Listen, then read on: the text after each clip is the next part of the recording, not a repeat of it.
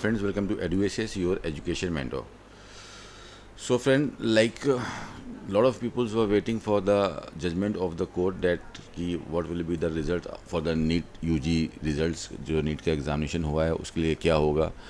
And कुछ states ने already अपने काउंसलिंग की एक्टिविटीज़ को स्टार्ट कर दिया था, लाइक असम ने स्टार्ट कर दिया था एंड CMC वेल्लोर ने स्टार्ट कर दिया था एंड गोवा ने अपनी काउंसलिंग एक्टिविटीज़ को 3 दिन पहले ही अपने नोटिफिकेशंस निकाल के अपना काउंसलिंग एक्टिविटीज़ को स्टार्ट कर दिया था। इन्हीं मीन वाइल काफ़ी बच्चों ने इसके ऊपर प्रोटेस्ट किया और स्टे ऑर्डर्स लगे अलग अलग जगह पे, सुप्रीम कोर्ट तक मैटर गया।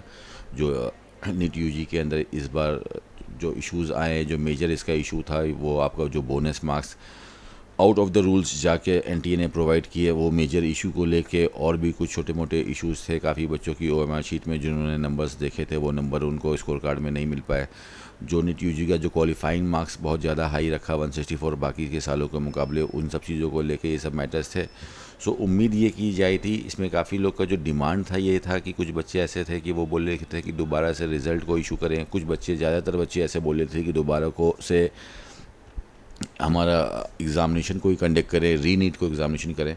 तो सेंसिबली और लॉजिकली अगर आप सारे पैरामीटर्स को कैलकुलेट करके देखते थे तो ये चीज़ पहले ही करके आ रही थी कि दोबारा से नीट का एग्ज़ामिनेशन कंडक्ट करना तो पॉसिबल नहीं दिखाई दे रहा था, बिकॉज इतने लार्ज स्केल के अंदर दोबारा से पूरे इंडिया और इंडिया के बाहर जितनी भी कंट्रीज़ में एग्ज़ाम होता है सब जगह से दोबारा से कंडक्ट करें, दोबारा से सारे सेंटर्स को बुक करके दोबारा से ड्यूटी लगाएं, फिर से उसका रिजल्ट निकालें, फिर से उसकी काउंसलिंग एक्टिविटी 2 से ढाई महीना करें।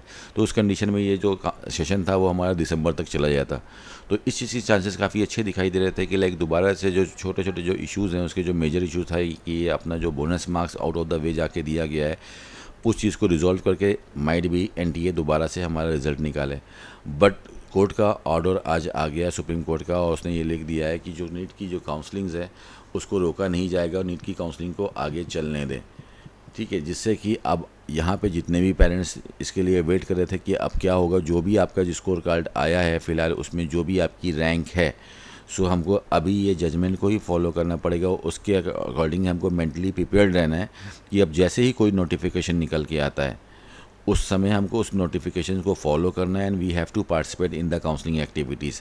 अगर काउंसलिंग स्टार्ट होती है और हम उस काउंसलिंग में पार्टिसिपेट नहीं करते हैं तो और कोई माध्यम नहीं है हमको एडमिशन लेने का, whether I am targeting a government college और अ प्राइवेट मेडिकल कॉलेज, कहीं पे भी हमको काउंसलिंग करानी है, then we have the only route is to take the admission is to the counselling activity.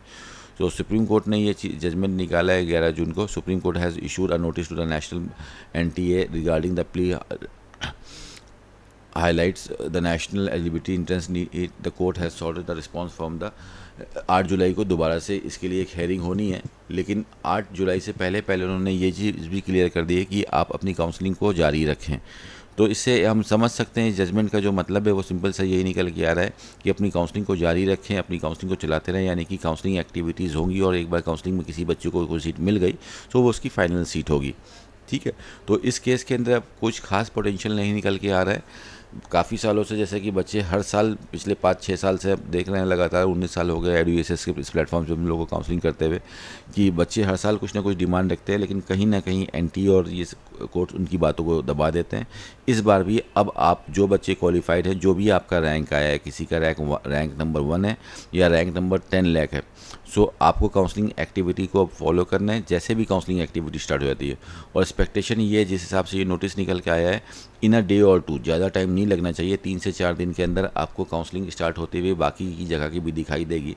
Karnataka अपने दोबारा से फॉर्म को निकाल सकता है, IPU दोबारा से अपने एप्लीकेशन फॉर्म को निकाल सकता है, केरला दोबारा से अपने एप्लीकेशन फॉर्म को निकाल सकता है, और जो मेजर नोटिफिकेशन आपको दिखाई दे सकता है वो MCC की official website, medical council committee की ऑफिशियल वेबसाइट पे ऑल इंडिया कोटा और डीम्ड कॉलेज की काउंसलिंग को स्टार्ट होते हुए दे सकते हैं। तो मेन काउंसलिंग करने का मतलब ये नहीं होता कि ये काउंसलिंग का नोटिफिकेशन निकला हम काउंसलिंग करने चले गए।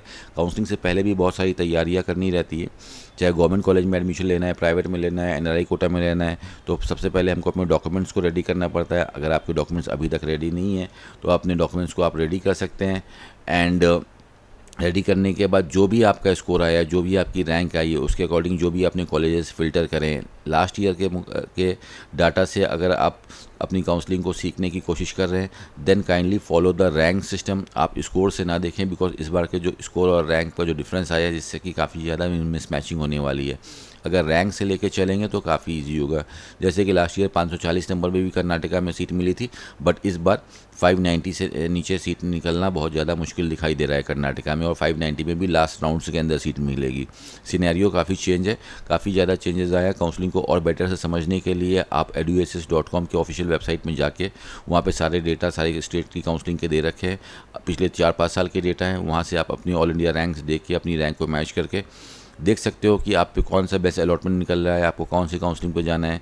बिकॉज एक साथ सारे फॉर्म्स आते हैं तो सारे फॉर्म को फिल करना सही तरीका नहीं होता है काउंसलिंग करने का। आपको पहले से ही फिल्टर करना रहता है कि मेरे स्कोर के अनुसार सबसे बेस्ट प्लेटफॉर्म कौन सा होगा। मुझे कर्नाटका का फॉर्म फिल करना चाहिए, यूपी का करना चाहिए, मेरे अपने स्टेट महाराष्ट्र का करना चाहिए, बिहार का या डीम्ड का, कौन सा बजट मुझे सूट कर रहा है, क्या मेरी रैंक पे मिल सकता है, कौन सी कैटेगरी का हम कैसे बेनिफिट ले सकते हैं। अगर एनआरआई से अच्छे ब्रांड में जाना है तो एनआरआई से कैसे अच्छे कॉलेज को टारगेट कर सकते हैं।